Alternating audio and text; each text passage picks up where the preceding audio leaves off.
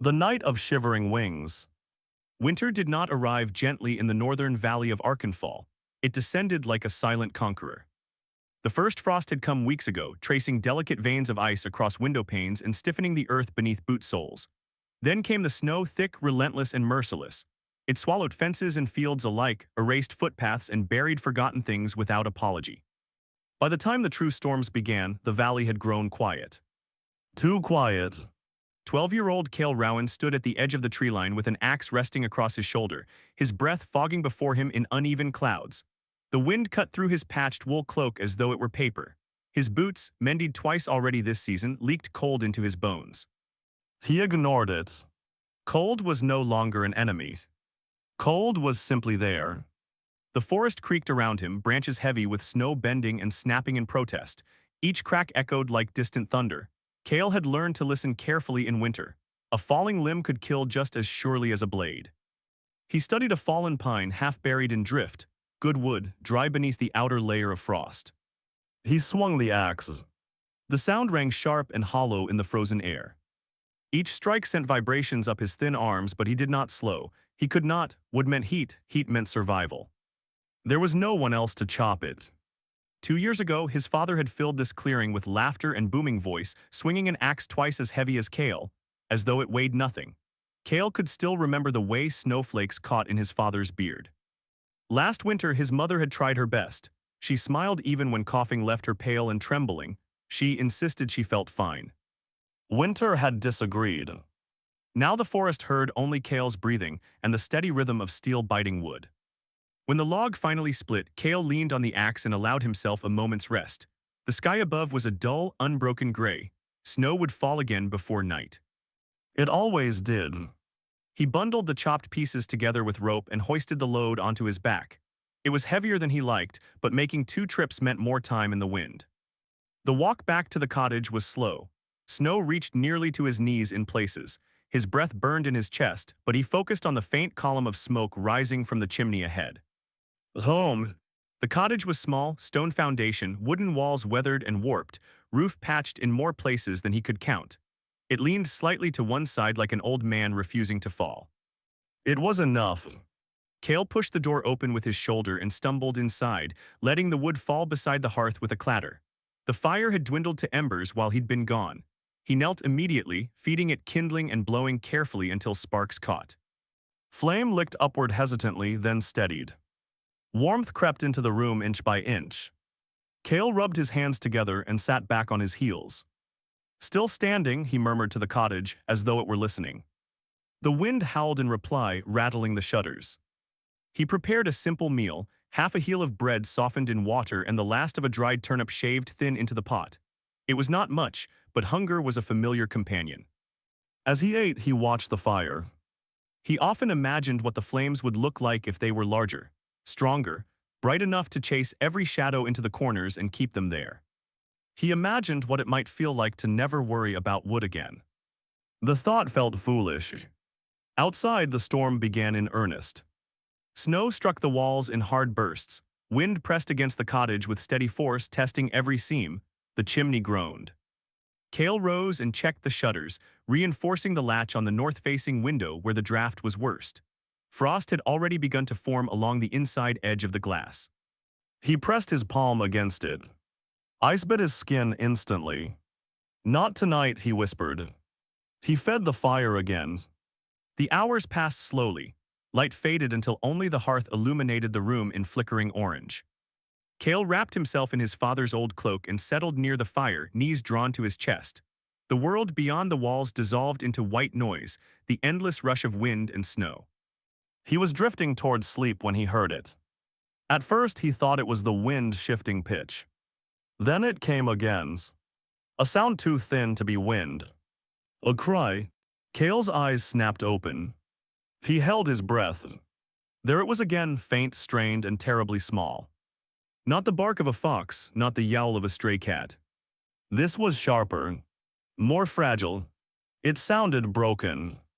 Cale rose slowly, heart beginning to pound. "Just the storm," he muttered, though his voice lacked conviction. The cry came a third time. Closer. Right outside. He hesitated. Every instinct told him not to open the door. Storms swallowed fools, creatures driven mad by cold roamed blindly. But the sound that reached him now was not rage. It was desperation. Kale grabbed his cloak and pulled it tight around his shoulders. He crossed the room and lifted the latch. The door resisted at first, frozen at the edges. When it finally gave way, the wind exploded inward, extinguishing half the fire in a violent rush of white. Snow whipped into his face, stealing his breath. He squinted through the storm.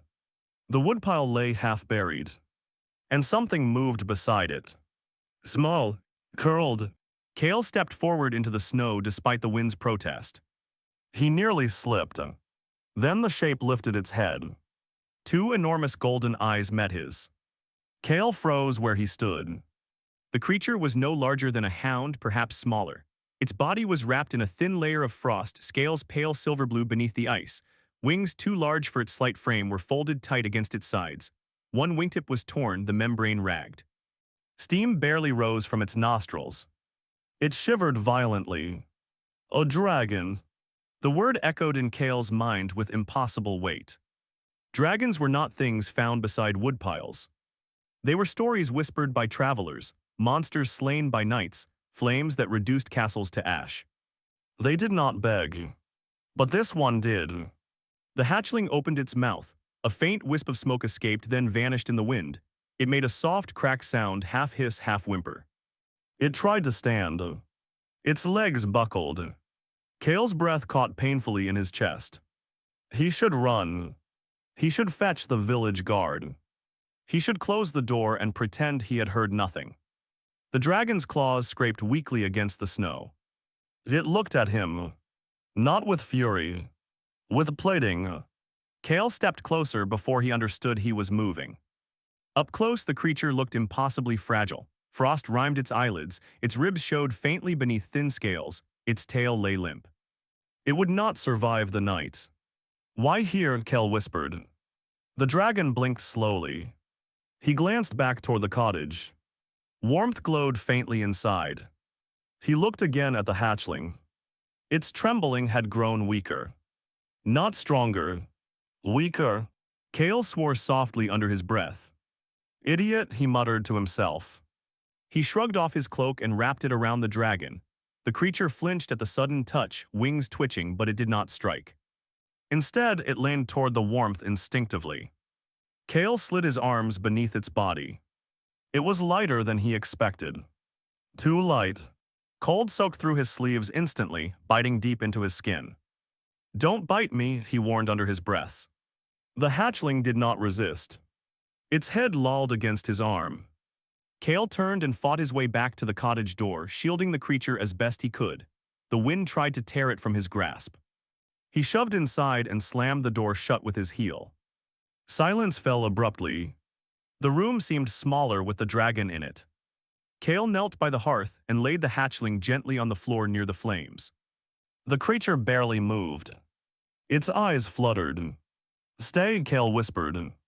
He fed the fire with shaking hands, adding larger logs now, not caring how much wood he burned. Sparks leapt upward, flames surged.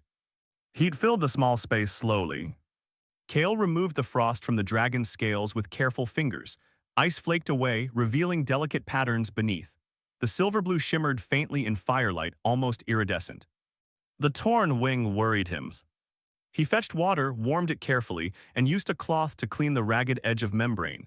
The dragon stirred weakly but did not pull away. You fell, Kale murmured, though he did not know how he knew. Perhaps no creature ended up here by choice. The hatchling's breathing remained shallow. Minutes stretched unbearably long. Kale pressed his hands gently against its sides, trying to share warmth. Come on, he whispered, come on. The fire crackled louder. The dragon shuddered. A thin curl of smoke escaped its nostrils again. Then, a spark. A tiny flicker of flame, no larger than a candle's breath, ignited at the edge of its mouth. It sputtered weakly but did not vanish immediately. Kale leaned closer. There you go, he breathed. The flame flickered again, slightly stronger. The dragon's trembling slowed. Color deepened in its scales. Warmth began radiating faintly from its body. Kale exhaled in relief so sharp it almost hurt. The hatchling shifted clumsily and dragged itself closer to the hearth.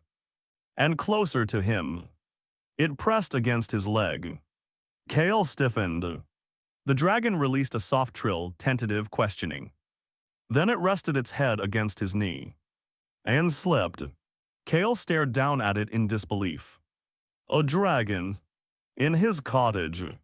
Breathing steadily. Alive. The storm raged outside, battering the walls, but inside the room something had changed. The air felt different. Not merely warmer. Charged. As though the hearth's flame had found an echo in something deeper. Kale hesitated only a moment before placing his hand gently atop the hatchling's back. Heat met his palm, not burning, not wild. Steady. Fragile. Real. You're not dying here, he whispered again, more firmly this time. The dragon's tail twitched faintly in its sleep. Outside, winter tightened its grip on the valley. Inside, for the first time in a long while, Kale did not feel entirely alone. Embers beneath the snow.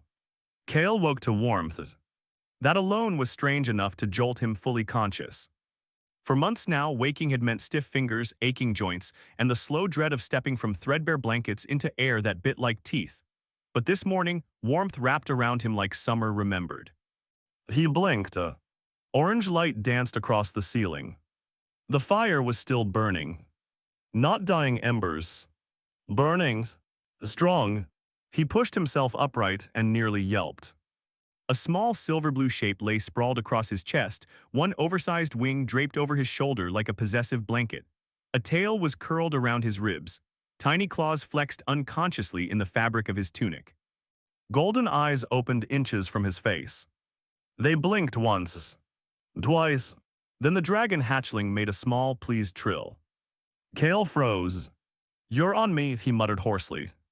The hatchling tilted its head as if considering this information deeply. Then it shifted closer. Kale groaned softly. That wasn't an invitation. The creature's body was warm now, not dangerously hot, just comfortably, astonishingly warm. Heat radiated from its scales in gentle pulses like a steady hearthstone. Kale carefully lifted it and set it beside him. The dragon objected with a small chirp but did not resist fully. Instead, it stood on uncertain legs and stretched. Its wings unfurled. In daylight, they were even more breathtaking than he'd realized the night before. The membrane shimmered faintly, translucent near the edges, laced with fine veins that glowed softly where firelight caught them. The torn wingtip hung awkwardly, the membrane split in a jagged line. Kale frowned. You shouldn't be flying anywhere, he said quietly. The hatchling attempted a flap anyway. It managed half a foot of lift before toppling sideways into a pile of folded blankets. Kale winced. The dragon popped its head up immediately, indignant but unharmed. You're stubborn, Kale observed. The hatchling chirped sharply. He huffed a faint laugh before catching himself. A dragon. Laughing at a dragon. This was madness.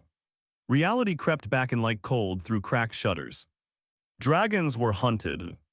The kingdom of Arkenfall did not tolerate them, not after the burning of Velmir 20 years ago when an adult dragon had reduced an entire border fortress to ash. Kale had grown up hearing that story whispered around fires, flames higher than towers, stone melting like wax. Since then, dragon slaying had become glory work.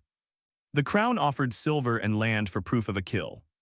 And here one stood, in his cottage, stretching its wings like a lazy cat. Kale stood slowly and crossed to the window. Frost clung thick to the edges, but morning light filtered through. Snow lay heavy across the valley untouched. For now, he imagined riders cresting the distant hills, armor gleaming, hounds sniffing the wind.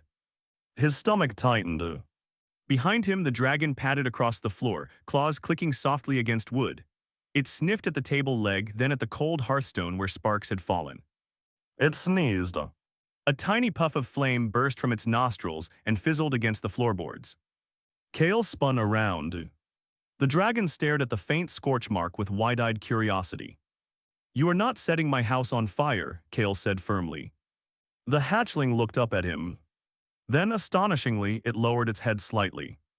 As if chastised. Kale stared. You understood that. The dragon blinked slowly. A strange, tingling sensation brushed the edge of Kale's mind. It wasn't a voice. Not words. More like a flicker. An image. Heat. Light. Approval. Kale staggered back a step. The sensation faded instantly. The dragon tilted its head again, confused. You did something, Kale whispered. The hatchling padded closer, eyes bright. When it reached him, it pressed its forehead gently against his shin. This time the sensation was clearer. A rush of wind. Sky. Cold air tearing past wings far larger than these. A shadow circling high above snow-capped peaks. Loneliness. Falling. Pain. Darkness. Kale gasped and stumbled back, breaking contact. The images vanished. The dragon made a distressed sound, wings twitching. Wait, Kale said quickly, heart racing. I'm not angry. The hatchling's distress eased slightly. You're alone, he breathed. The dragon's gaze dropped. Lost. Something tightened painfully in Kale's chest. He knew that feeling too well. He crouched slowly and extended his hand again. Easy, he murmured. The dragon approached cautiously this time, as if afraid to overwhelm him again. When their foreheads touched lightly, the images came softer. A nest of stone. Wind howling between peaks. Eggshell cracking. A vast shape overhead, warm and immense. Then, chaos. Thunder not from sky but from metal. Shouts. Fire not born of dragon flames. The nest shattered. The memory fractured. Falling. Snow swallowing everything. Then cold. So much cold. Kale pulled away, breath trembling. They attacked you, he whispered. The dragon's eyes darkened faintly, not with rage but with something heavier. Grief. Kale swallowed hard. Knights. Hunters. Perhaps the very same riders who rode through the valley boasting of dragon skulls mounted in halls. If they had found a nest. He didn't want to finish the thought. You fell far, he murmured. The dragon nodded slightly. It had not come seeking villages. It had fallen here by chance. Kale ran a hand through his hair. This was bigger than he had imagined. The dragon wasn't simply lost. It had survived something. Something violent. And if whoever had attacked its nest were searching. A knock thundered suddenly at the cottage door. Kale jumped. The dragon hissed instinctively, wings spreading in alarm. Hide, Kale whispered urgently. The hatchling darted toward the hearth but hesitated. Under the bed, Kale urged. It scrambled across the floor and squeezed beneath the low wooden frame just as the knock came again, louder. Kale Rowan, a voice called over the wind, open up. Kale forced himself to breathe evenly and crossed the room. He lifted the latch. Old Brenner stood outside, beard crusted with frost. You're alive then, Brenner grunted, stepping inside without waiting for invitation. Storm near tore my roof clear off. I'm fine, Kale said carefully. Brenner stamped snow from his boots and glanced around. His eyes paused on the stronger-than-usual fire. You're burning half the forest in there, he remarked. Kale shrugged, cold nights. Brenner sniffed the air. Kale's pulse spiked. Did dragons have a scent? Did fire carry something unusual? Brennar's gaze shifted toward the bedroom area. Kale stepped casually into his line of sight. Need something? Kale asked. Brennar scratched his beard. Riders came through before dawn, Crown's men, asked if anyone saw strange lights in the hills. Kale's stomach dropped. Lights, he echoed. I said there was fire up in the high ridges last night, thought maybe lightning struck something. Brennar shrugged. Storm was thick enough to hide anything. Kale forced a nod. Didn't see anything, he said. Brennar studied him a moment too long. Then he nodded. Well, keep your chimney smoke thin. Riders are skittish when they smell too much flame. I will. Brennar left as abruptly as he'd come. Kale shut the door slowly. Silence filled the room again. He exhaled shakily. From beneath the bed came a soft whine. You can come out, he said quietly. The dragon crawled free, eyes wide. It's all right, Kale assured, though he wasn't certain that was true. The dragon padded toward him and bumped its head gently against his knee. Trust. The feeling washed through him again, stronger this time. It wasn't just seeking warmth. It had chosen him. The realization sent a strange current through his chest. "Don't look at me like that," he muttered. "I don't know what I'm doing." The dragon made a small chirping sound that felt suspiciously like encouragement. Kale sighed. "Fine first rule, no flames when someone knocks." The dragon blinked. He pointed at the scorch mark from earlier. "And no sneezing fire indoors." The hatchling sneezed again reflexively. A tiny spark jumped from its nostrils. Kale stared. The dragon stared back. Then slowly it lowered its head in apology. Kale pressed his lips together to keep from laughing. "You're impossible." He moved to the cupboard and retrieved the last of the dried fish. The dragon perked up instantly. "That's all I have," Kale warned. It gobbled the offering in seconds, then looked at him expectantly. He stared back. "You eat like you're twice your size." The dragon puffed up slightly in pride. A faint warmth radiated outward again. The frost on the inside of the windows began to melt. Kale noticed it immediately. "Stop that," he whispered urgently. The dragon tilted its head. "Not too much heat," Kale explained, gesturing to the glass. "People will notice." The hatchling glanced at the window. Then it closed its eyes. The warmth receded gradually. The melting slowed. Kale stared in astonishment. "You can control it." The dragon opened one eye. "Pleased." "You're not ordinary," Kale murmured. The air hummed faintly as though in agreement. Outside, wind shifted direction. Kale moved toward the door cautiously and cracked it open just enough to peer out. Across the valley, faint shapes moved along the ridge road. Riders. Their armor caught the pale light. They were searching. His grip tightened on the doorframe. Behind him, the dragon came to stand at his side. Small, fragile, but not weak. Kale glanced down at it. Golden eyes met his steadily. Fear coiled in his stomach. But alongside it, resolve. "If they come back," he whispered, "you hide, no matter what." The dragon's gaze sharpened. It stepped in front of him instead, as if to shield him. Kale's breath caught. "No," he said firmly, gently nudging it back. "I'm the one who hides you." The dragon hesitated. Then slowly, it nodded. The wind carried distant voices. Kale closed the door and barred it quietly. The day stretched long and tense. Every sound felt amplified, every creak of wood made his pulse jump. But no one knocked again. By late afternoon, the riders had moved farther down the valley. The dragon grew restless as light faded. It climbed onto the table, then the chair, then attempted another flight. This time it lifted higher, nearly 2 feet, before wobbling and landing awkwardly in Kale's arms. He caught it with a grunt. "You're improving," he admitted. The hatchling chirped triumphantly. He examined the torn wing again. "We need to mend that." He retrieved needle and thread, coarse, meant for cloth, not membrane, but it was all he had. The dragon watched carefully as he approached. "This will hurt," he warned softly. The hatchling did not pull away. It lowered its head and pressed it gently against his forearm. "Trust." Kale swallowed. He stitched carefully, hands trembling. The membrane was tougher than it looked but still delicate.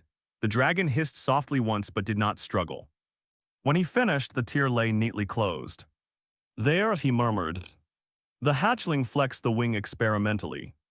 "Not perfect, but better."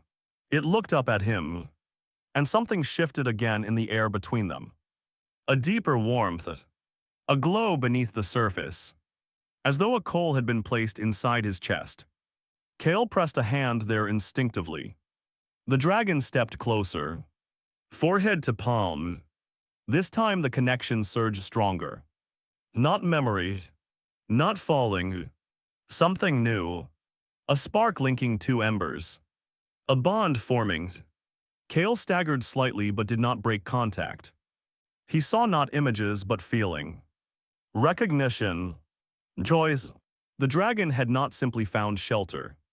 It had chosen him, and he, without realizing, had chosen it. When the sensation faded, the cottage felt different. Larger somehow. Alive. Kale knelt slowly. What does this mean? He whispered. The dragon chirped softly. Outside, far beyond the valley, something ancient stirred in distant mountains. And though Kale did not know it yet, the small warmth growing between boy and dragon was not merely comfort against winter. It was the beginning of a fire the kingdom of Arkenfall had long believed extinguished. The fire that chose. Snow fell again that night, but it did not feel as merciless as before. Kale sat cross-legged on the cottage floor, watching the dragon hatchling chase the flicker of firelight across the walls. Every time a shadow jumped, the little creature leapt after it with fierce determination, wings fluttering unevenly, claws skidding across the boards. "You're hunting light," Kale murmured. The dragon snapped at a particularly bold shadow near the hearth and tumbled into a pile of split wood. It popped back up instantly, indignant. Kale huffed a quiet laugh. For a moment, just a fragile, dangerous moment, the cottage felt less like a place surviving winter and more like a home again. But beneath the warmth lingered tension. The writers had not been imagined. Brennar's warning had not been casual gossip. Something had happened in the high ridges, something fiery enough to draw the crown's attention. And Kale had seen the memory in the dragon's mind. The shattered nest. The thunder of metal. The fall. The hatchling's movements slowed as exhaustion crept in. It climbed awkwardly into Kale's lap without invitation and curled into a tight spiral. Kale hesitated, then rested a hand lightly over its back. Heat pulsed gently beneath his palm. Not wild. Not destructive. Steady. Alive. He stared into the fire as the wind howled outside. "What am I supposed to do with you?" he whispered.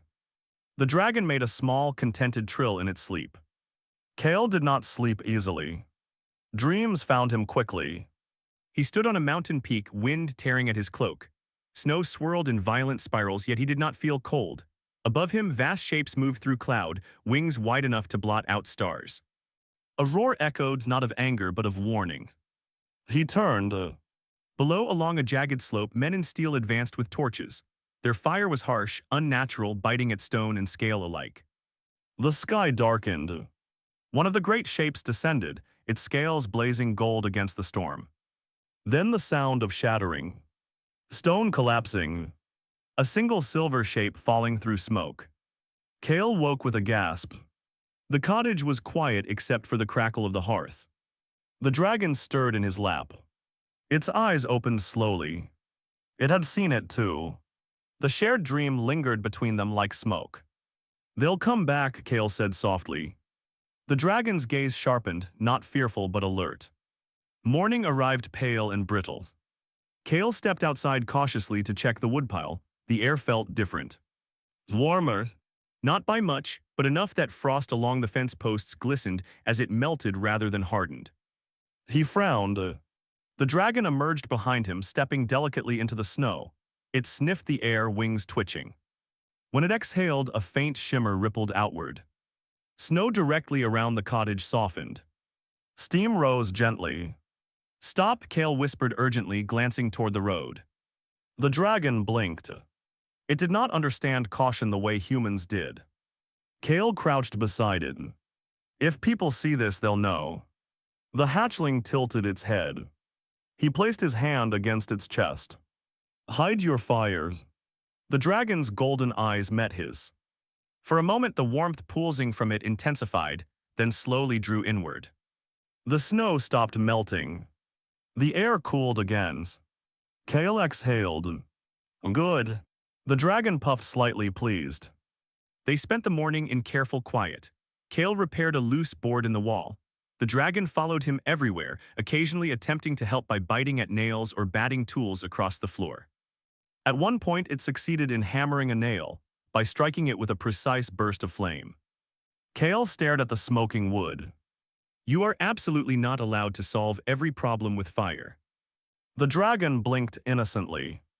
A sudden horn blast shattered the calm. Kale froze. The dragon's head snapped toward the valley road. Another horn sounded closer. Kale rushed to the window. Through drifting snow, he saw them. 5 riders, crown insignia bright against steel. They were not passing through this time. They were stopping. At his cottage. His pulse thundered. The dragon moved to stand beside him. No, Kale breathed. It didn't retreat. Instead, it stepped in front of him. Protective. Small body squared, wings half spread. Heat flickered along its scales. Don't, Kale whispered, dropping to one knee, not unless we have to. Boots crunched outside. A heavy knock struck the door. By order of the Crown of Arkenfall, a voice called, "Open." Kale swallowed. He looked at the dragons.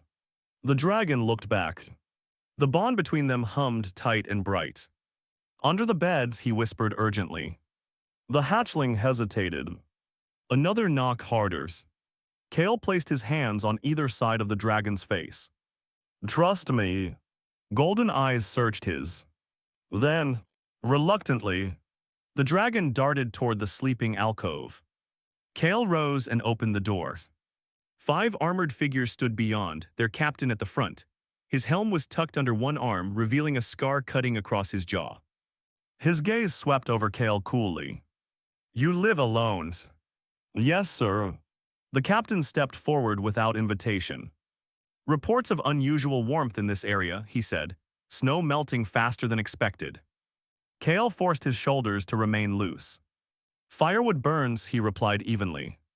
The captain's eyes flicked to the chimney, then to the edges of the yard where snow had indeed melted slightly more than elsewhere. He stepped inside. The other riders followed. Steel filled the small room. The captain's gaze roamed slowly across every surface. Kale's heart pounded so hard he feared they would hear it. Under the bed, silence. The captain paused near the hearths. He crouched, studying the scorch mark on the floor. What caused this? Kale's mouth felt dry. Log rolled out, he said, caught quick. The captain stood. He turned toward the sleeping alcove. Kale stepped subtly into his path. Nothing back there, he said quickly. The captain's eyes narrowed. And then, a faint sound. Not a hiss. Not a roar. A soft, involuntary chirp. Tiny, but unmistakable. The room went still. Every knight's hand dropped to his sword. Kale's blood ran cold. The captain moved past him in 2 long strides and drew the curtain aside. Golden eyes met steel. The dragon hatchling stepped out slowly. Not lunging, not roaring, simply stepping. Its wings were folded. Its body small. It moved until it stood beside Kale. Pressed against his leg. The knights stared. One muttered a curse. The captain's expression hardened. Step away from it, boy. Kale didn't move. It's just a hatchling, he said. That hatchling becomes a monster, the captain snapped. Stand aside. Steel rasped as swords cleared scabbards. The dragon's body tensed. Heat flared. Kale felt it surge not outward but inward through the bond. He dropped to one knee and placed his hand on the dragon's head. Easy, he whispered. The dragon's eyes burned brighter. The captain raised his blade. Last warning. Kale looked up. No. The word left him before fear could silence it. The captain's brows drew together. You would defy the crowns. Kale swallowed. It hasn't hurt anyone's. It will. The dragon shifted. And then, it did something none of them expected. It rose on uncertain legs and walked forward. Toward the captain. The knights braced. But the hatchling did not strike. It stopped just beyond the reach of the blade. And lowered its head. The captain hesitated. The dragon lifted its gaze. Golden light flickered within its pupils. Then it stepped back to Kale's side. And pressed its forehead against his palm. The world ignited. Not with flame. With light. Warmth exploded outward in a radiant wave. The knights staggered back, shields lifting instinctively. Snow beyond the doorway melted instantly, steam billowing skyward. But nothing burned. Nothing charred. The warmth was not destructive. It was cleansing, invigorating. Kale gasped as the bond surged fully alive. Images flooded his mind, not fractured memories this time but vast understanding. Dragons did not bond with humans through dominance. They chose. They recognized strength not of muscle, but of heart.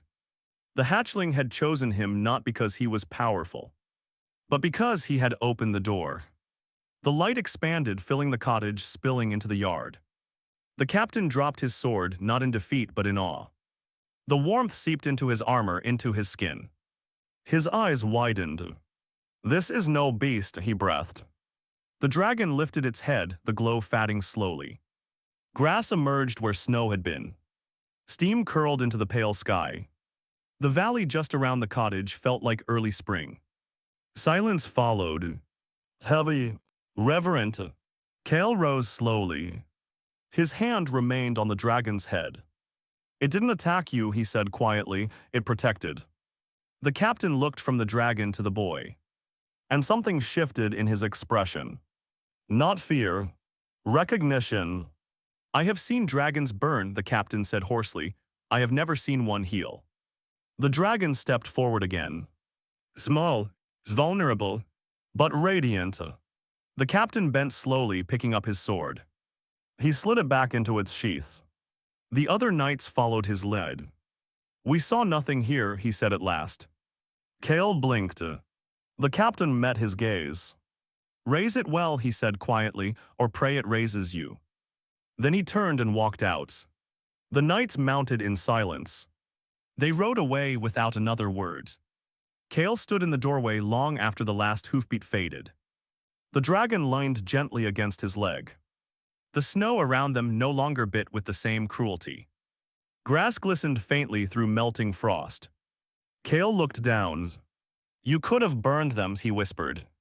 The dragon shook its head slightly, then pressed its forehead to his hand again. This time the warmth was softer. Steady. Content. Kale knelt and wrapped his arms around its small, warm body. "You chose me," he murmured. The dragon chirped happily. Far beyond the valley, in mountains older than kingdoms, ancient eyes opened. They had felt it. The spark. A bond rekindled. Not of conquest. Not of wars. But of choice. Kale rose slowly. The world felt larger now. Not because it had changed, but because he had. He was no longer merely surviving winter. He was guarding a flame that could alter seasons. The dragon flapped its wings experimentally. This time, it lifted fully off the ground. Only for a second. But long enough. Kale laughed, breathless. "Careful," he said, "we've got time." The dragon landed and trotted in a proud circle.